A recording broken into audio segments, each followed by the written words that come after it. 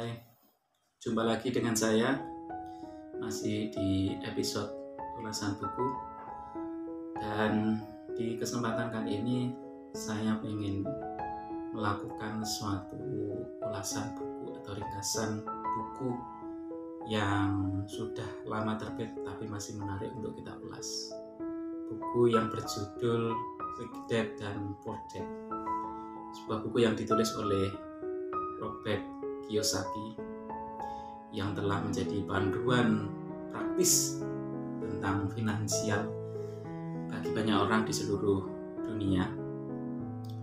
Dan buku ini memberikan sebuah pandangan bahwa tentang bagaimana uang dapat berpengaruh terhadap kehidupan seseorang, maupun uang bisa digunakan sebagai suatu jalan yang menjanjikan.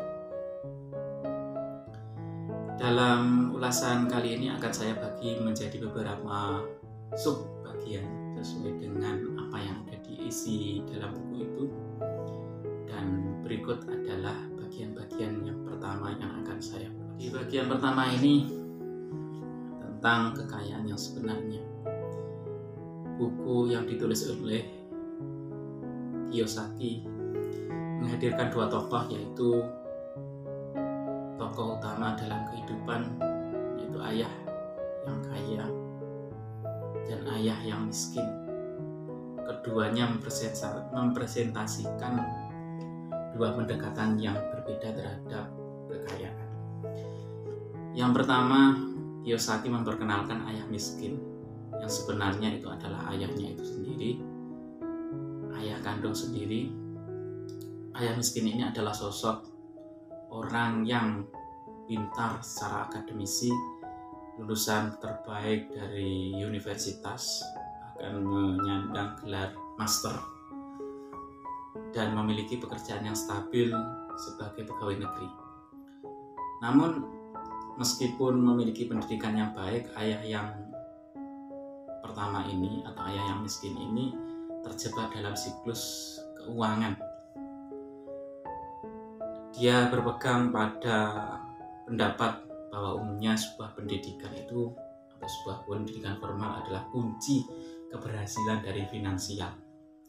Dan dia menekankan pentingnya pendidikan dan memiliki pekerjaan yang aman dan nyaman bagi keluarganya. Sementara yang kedua adalah Kiyosaki menghadirkan ayah kaya, yang sebenarnya ayah kaya ini adalah ayah sahabatnya. Ayah kaya ini adalah pengusaha sukses yang memiliki pendekatan yang sangat berbeda terhadap uang. Dia percaya pada kekuatan bahwa pendidikan finansial yang praktis, berlaku atau belajar melalui pengalaman dan mengambil risiko yang terukur dalam investasi. Ayah kaya ini mengajarkan kepada Kiyosaki tentang pentingnya memiliki aset yang menghasilkan uang. Beberapa contoh yang mungkin bisa kita sebagai contoh dalam aset yang bisa menghasilkan uang di antaranya adalah properti, investasi saham, dan bisnis yang tidak hanya mengandalkan gaji semata. Kiyosaki menggambarkan perbedaan kedua ayah ini, yaitu ayah kaya dan ayah yang miskin, terhadap uang dan kekayaan. Bahwa ayah miskin cenderung bekerja untuk uang, sementara yang ayah kaya ini memiliki uang untuk bekerja.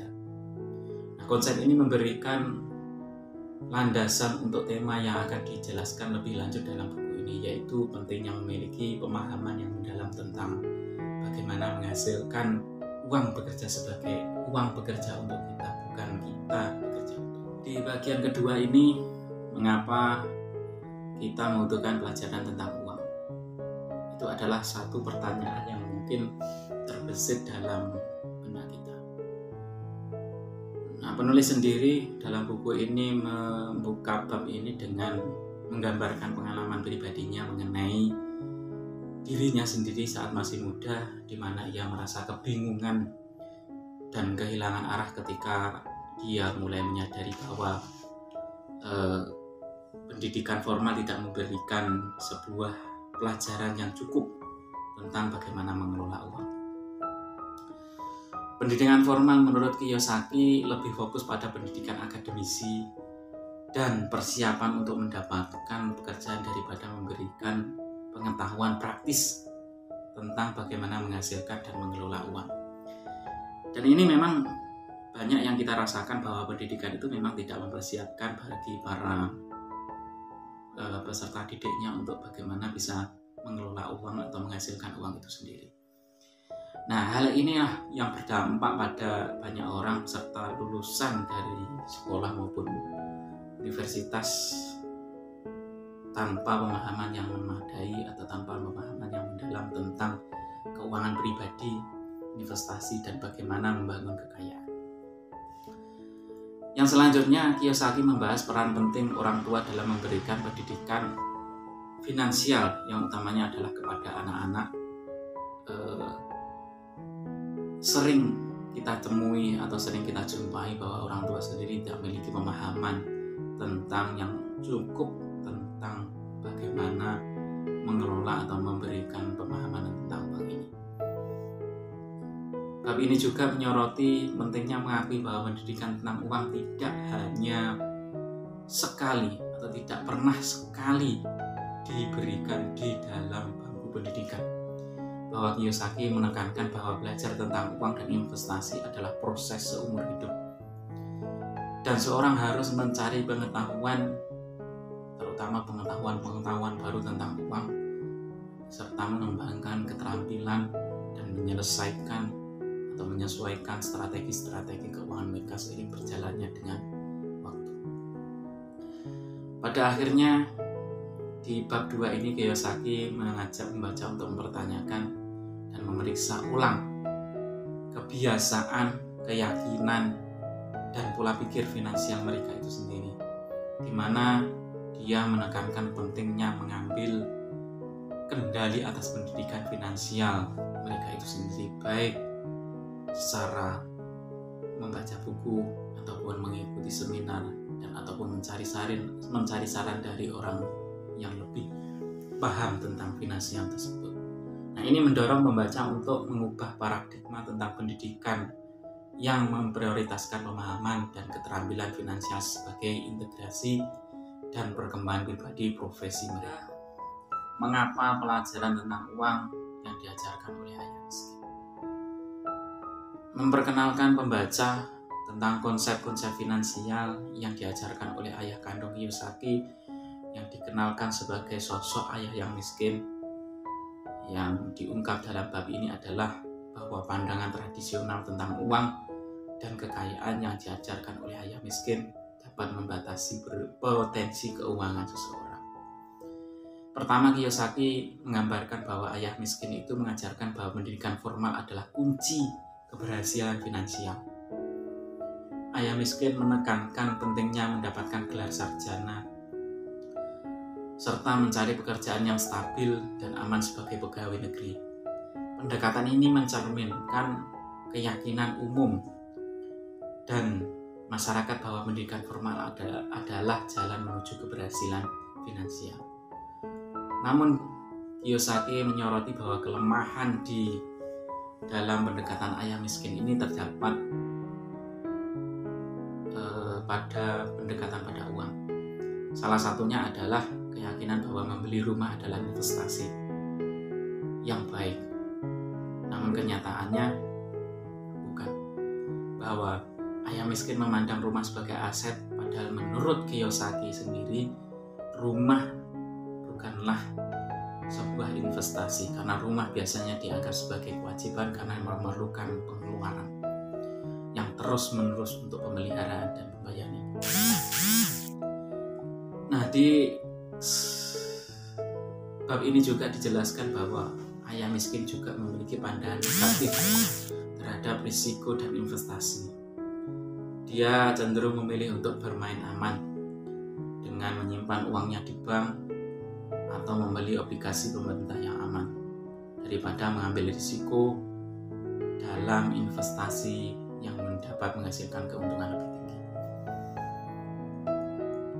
Satu hal yang disoroti dari bab ini adalah pemikiran antara ayah kaya dan ayah miskin yang terkait aset dan kewajiban, bahwa ayah kaya percaya pada pentingnya memiliki aset yang menghasilkan uang seperti properti, investasi, dan bisnis.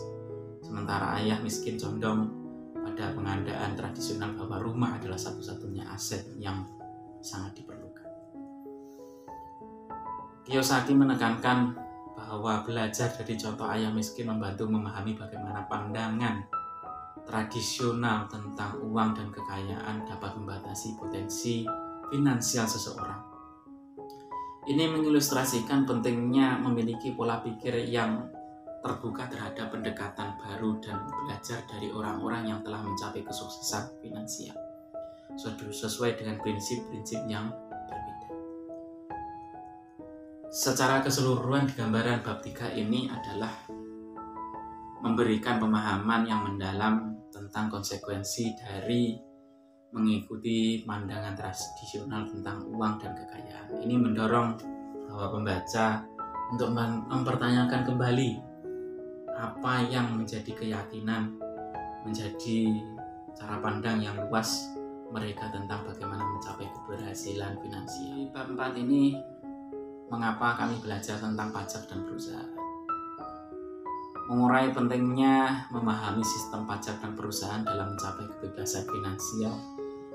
Kiyosaki, penulis buku yang saat ini kita review dan saat ini kita ulas, bahwa menekankan bahwa pengetahuan tentang bagaimana pajak bekerja dan bagaimana mendirikan serta mengelola perusahaan adalah kunci untuk memaksimalkan kekayaan dan meminimalkan beban finansial. Pertama, Kiyosaki menjelaskan bahwa sistem pajak memainkan peran penting dalam kehidupan finansial seseorang. Dia menyoroti perbedaan antara pajak penghasilan yang dikenakan pada penghasilan karyawan dan pajak pasif yang dikenakan pada penghasilan dari aset seperti sewa, dividen, dan keuntungan modal. Pemahaman ini penting karena memungkinkan seseorang untuk mengatur keuangan mereka sendiri secara efisiensi dan mengoptimalkan penghasilan mereka. Selanjutnya, konsep perusahaan dan bagaimana pendirian perusahaan dapat memberikan keuntungan pajak yang signifikan. Dia menyoroti bahwa perusahaan itu dapat memiliki tarif pajak yang lebih rendah daripada individu dan banyak biaya yang dapat dikurangkan dari pendapatan perusahaan. Sebelum dikenakan pajak, ini memberikan kesempatan bagi individu untuk menjaga lebih banyak uang mereka sendiri dan mengalokasikan untuk investasi dan pertumbuhan kekayaan.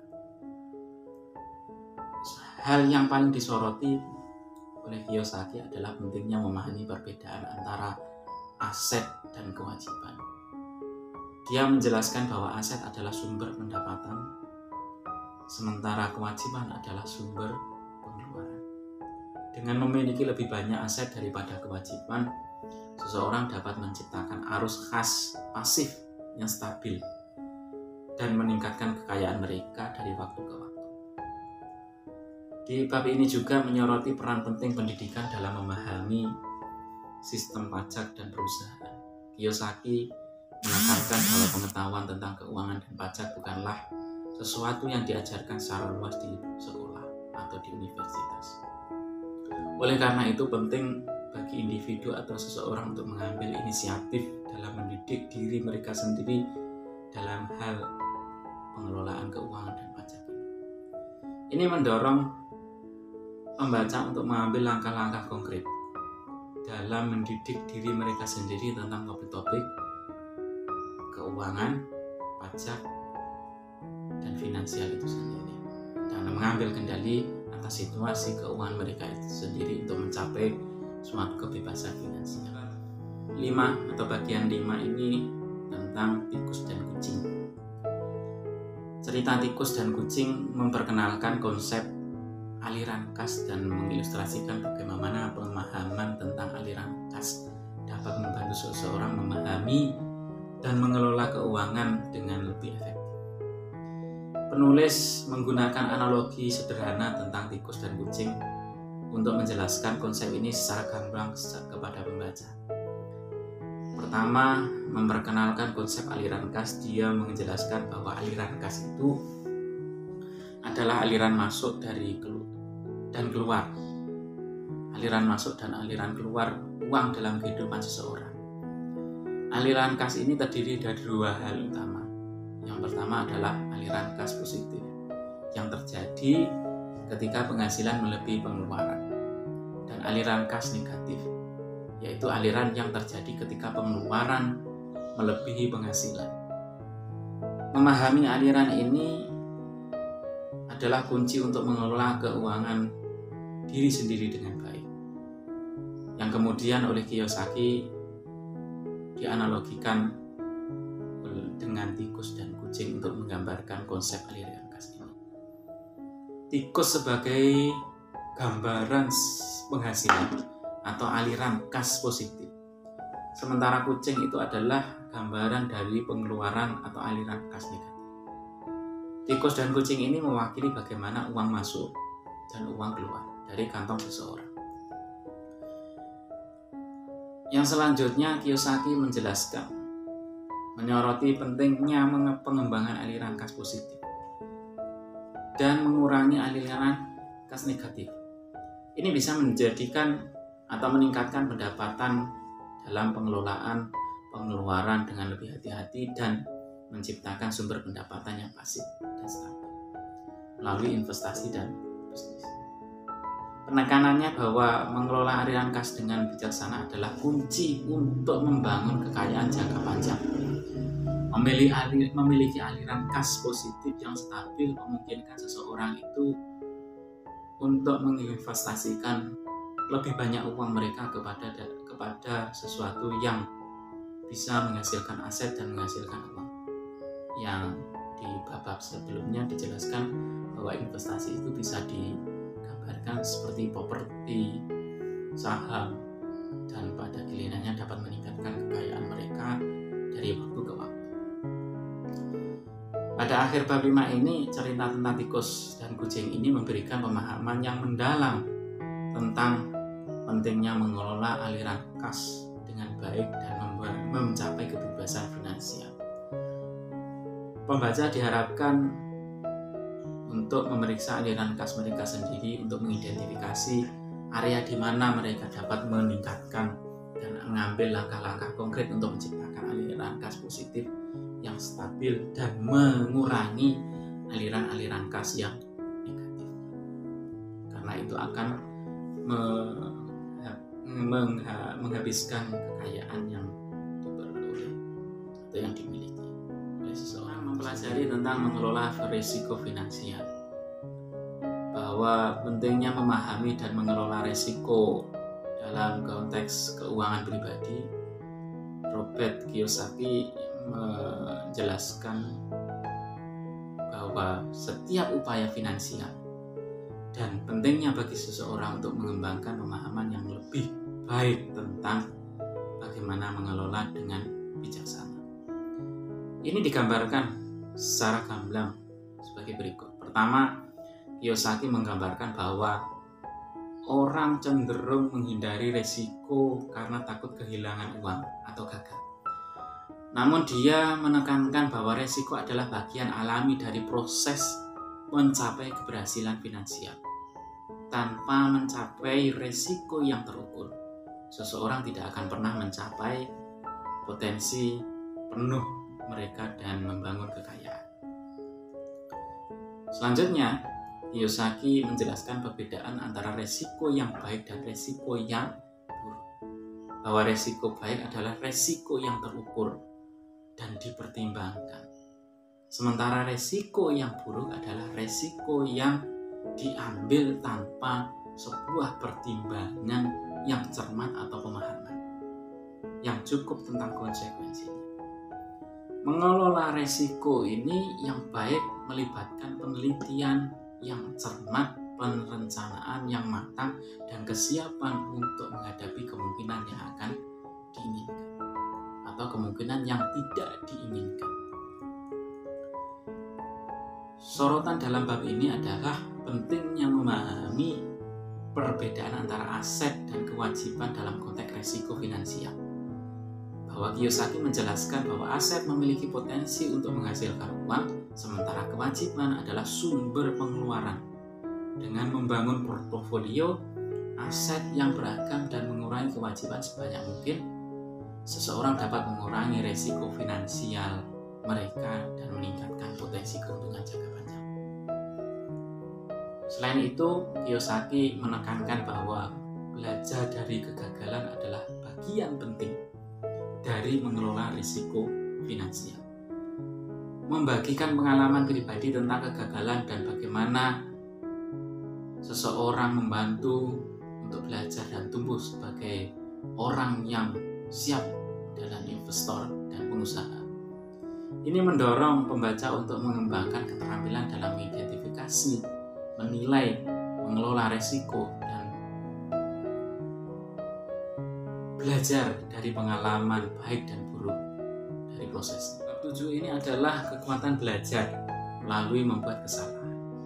Bahwa kekuatan belajar melalui membuat kesalahan dalam perjalanan menuju suatu keberhasilan finansial, menurut Kiyosaki, kegagalan adalah bagian alami dari proses belajar dan tumbuh, dapat menjadi sumber pembelajaran berharga jika dihadapi dengan sikap yang benar. Pertama yang harus kita perhatikan bahwa Kiyosaki menggambarkan bahwa banyak orang yang cenderung takut gagal dan menghindari karena takut dan konsekuensinya. Namun dia menekankan bahwa kegagalan adalah bagian penting dari proses mencapai kesuksesan dan kadang-kadang merupakan langkah yang harus dilalui yang diperlukan untuk mencapai suatu tujuan yang lebih besar. Selanjutnya, yang kedua adalah Kiyosaki membagikan pengalaman pribadinya tentang kegagalan dan kesalahan dalam perjalanan keuangan. Dia mengakui bahwa dia telah membuat banyak kesalahan dalam investasi dan bisnisnya, tetapi dia juga menekankan bahwa setiap kesalahan itu membawa pelajaran berharga yang membantu dia tumbuh dan berkembang sebagai investor dan pengusaha. Kalau digambarkan dalam Ayah Kaya dan Ayah Miskin, ayah kaya cenderung mengecam dan menghindari kegagalan, sementara ayah miskin cenderung mengecam dan menghindari kegagalan, sementara ayah yang kaya melihat sebagai kesempatan untuk belajar dan berkembang. Nah, sikap kedua inilah yang kemudian memberikan pemahaman terhadap kita bahwa sikap yang terbuka terhadap kegagalan adalah kunci untuk memanfaatkan potensi pembelajaran yang ada di dalamnya. Pelajaran penting yang mengambil dari kegagalan itu adalah tanggung jawab atas kesalahan kita sendiri dan belajar darinya. Penekanan bahwa menyalahkan orang lain atau keadaan untuk kegagalan kita tidak produktif, dan kita harus mengambil langkah-langkah konkret untuk memperbaiki kesalahan dan mencegah terulang di masa depan.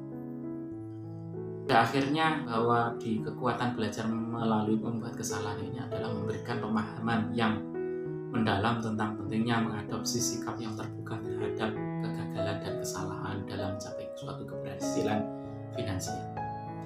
Ini mendorong pembaca untuk melihat kegagalan sebagai kesempatan untuk belajar dan tumbuh, serta mengambil langkah-langkah yang konkret untuk memperbaiki kesalahan mereka dan mencapai tujuan keuangan mereka. Bab 8 ini adalah aturan investasi dari Ayah Kaya, bahwa pembaca ke dalam pemahaman yang dibawa oleh Kiyosaki yang digambarkan oleh Ayah Kaya ini adalah tokoh yang memberikan pandangan finansial alternatif. Di bab ini Kiyosaki menguraikan prinsip-prinsip inti yang digunakan oleh Ayah Kaya untuk membangun kekayaan dan mencapai sebuah keberhasilan finansial. Ada beberapa bagian yang diuraikan dalam bab ini. Pertama, Kiyosaki menggambarkan bahwa Ayah Kaya mencapai pentingnya memiliki aset dan menghasilkan uang sebagai bagian dari strategi investasi. Aspek utama dari aset ini adalah kemampuan untuk menghasilkan arus kas pasif yang stabil. yang memungkinkan seseorang untuk memperoleh penghasilan tanpa harus bekerja secara aktif. Ini berbeda dengan kewajiban yang merupakan sumber pengeluaran dan tidak bisa kita hindari dan juga tidak bisa menghasilkan suatu pendapatan. Malah ini akan mengeluarkan keuangan yang telah kita dapatkan. Yang kedua, bahwa Kiyosaki menjelaskan bahwa ayah kaya memperkenalkan konsep penting dari menanam uang kita sendiri. Ini mengacu pada kebijakan pengeluaran dan kebijaksanaan dan penghindaran terhadap utang yang tidak perlu. Dengan mengelola pengeluaran dengan hati-hati dan hidup di bawah kemampuan finansial, seseorang dapat memanfaatkan uang mereka untuk menghasilkan keuntungan lebih lanjut melalui investasi. Di bab ini juga bahwa yang disoroti peran penting pendidikan dan pengetahuan dan investasi ayah kaya, yaitu bahwa ayah kaya percaya bahwa penting untuk terus belajar dan berkembang dalam bidang keuangan dan investasi, dan bahwa pengetahuan adalah kunci untuk mengambil keputusan investasi yang cerdas dan minimal risiko. Selain itu, Kiyosaki membahas pentingnya visi jangka panjang dalam berinvestasi yang digambarkan dalam ayah kaya itu, bahwa ayah kaya memiliki sudut pandang investasi sebagai upaya jangka panjang yang memerlukan kesabaran, ketekunan, dan komitmen untuk mencapai hasil yang diinginkan. Bahwa tidak ada sesuatu yang prosesnya itu bisa didapat secara instan. Ini mendorong pembaca untuk lebih sadar tentang tujuan finansial mereka dan untuk membuat keputusan investasi yang sejalan dengan visi tersebut. Bahwa kekayaan itu tidak bisa digapai secara instan. Kesimpulan dari bab 8 ini adalah aturan investasi dari ayah kaya memberikan pemahaman yang mendalam tentang prinsip-prinsip dasar investasi yang dapat membantu seseorang membangun kekayaan. Yang kekayaan itu adalah jangka panjang dan mencapai kebanyakan atau mencapai kebebasan finansial. Dorongan yang diberikan kepada pembaca ini adalah mengadopsi sikap yang terbuka terhadap investasi, terus belajar dan berkembang dalam pengetahuan finansial dan mengambil langkah-langkah yang konkret untuk mengimplementasikan strategi investasi yang cerdas dan efektif. Dari buku Rich Dad dan Poor Dad yang sudah ditulis oleh Robert Kiyosaki, bahwa kita bisa menyimpulkan banyak hal, bukan hanya sekedar buku tentang manajemen keuangan, tetapi juga merupakan kisah inspiratif tentang pandangan hidup dan prinsip yang harus kita punyai, yang harus melekat dan mendasar demi kesuksesan finansial.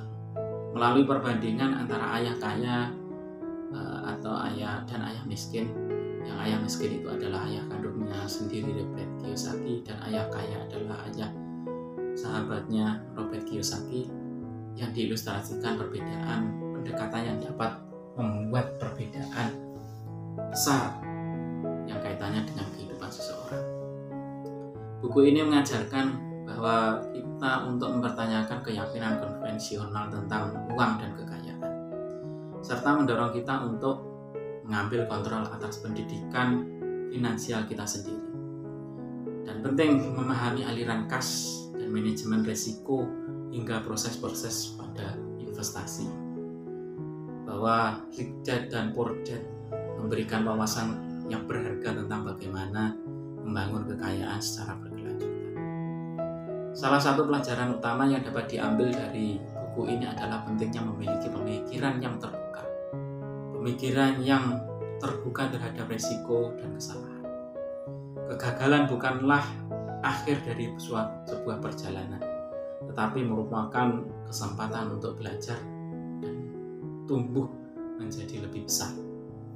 Melalui kesabaran, kedisiplinan, dan pendidikan yang berkelanjutan, siapapun dapat mencapai kebebasan finansial dan meraih setiap impian-impian yang mereka impikan.